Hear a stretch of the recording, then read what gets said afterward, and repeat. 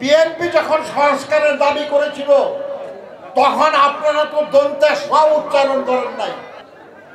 আজকের এই সরকার যতগুলি সংস্কারের জন্য কমিটি করেছে, যতগুলি প্রস্তাব করেছে, একটা বাইর করেন যেটার আগেই আমরা বিএনপির পক্ষ থেকে বলি নাই। বিএনপি সেই রাজনৈতিক দল যে বিএনপি বাংলাদেশের রাজনীতিতে নতুন নতুন সংস্কার করেছে, নতুন নতুন পরিবর্তন এনেছে, গণমুখী উন্নয়ন করেছে।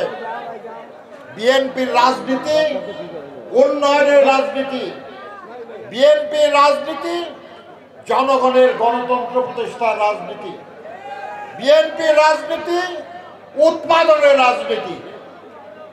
সেই বিএনপিকে সংস্কারের বিপক্ষে বলা হচ্ছে। যারা বলে, আমি তাদের এই মাঠের ময়দানে দাঁড়িয়ে চ্যালেঞ্জ করছি, বিএনপি যখন সংস্কারের দাবি করেছিল তখন আপনারা তো দন্তে স উচ্চারণ করেন নাই।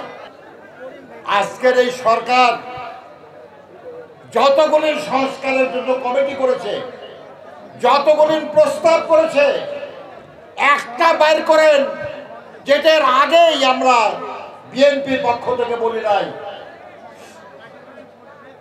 আমরাই প্রথম উচ্চ সভার কথা বলেছি, আমরাই প্রথম ক্ষমতার ভারসাম্যের কথা বলেছি, আমরাই প্রথম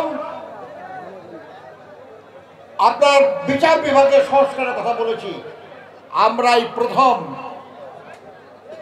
জনপ্রশাসনের সংস্কারের কথা বলেছি। আমরা বিএনপি যারা দীর্ঘদিন সংস্কার করেছে এবং সংস্কারের প্রস্তাব নিয়ে কাজ করেছে, তাদেরকে সংস্কারের বিপক্ষে বলার যারা চেষ্টা করেন তাদের কৌশল আমরা বুঝি। তারা সংস্কারের নামে নির্বাচন দেরি করাতে চান, এই ফাঁকে নিজেরা গুছায় নিতে চান যাতে করে সুবিধা করতে পারেন। না, হবে না সেটা। বাংলাদেশের মানুষ গত 15-16 বছর ধরে তার ভোটের অধিকার প্রয়োগ করতে পারে নাই, তার নির্বাচিত প্রতিনিধি নিযুক্ত করতে পারে নাই। তারা তার ক্ষমতা প্রয়োগ করতে চায়। কিন্তু আমরা এটাও বলি যে সেই ক্ষমতা প্রয়োগের জন্য, একটা সুস্থ পরিবেশ সৃষ্টির জন্য যা যা সংস্কার দরকার সেটা এখনই করা লাগবে।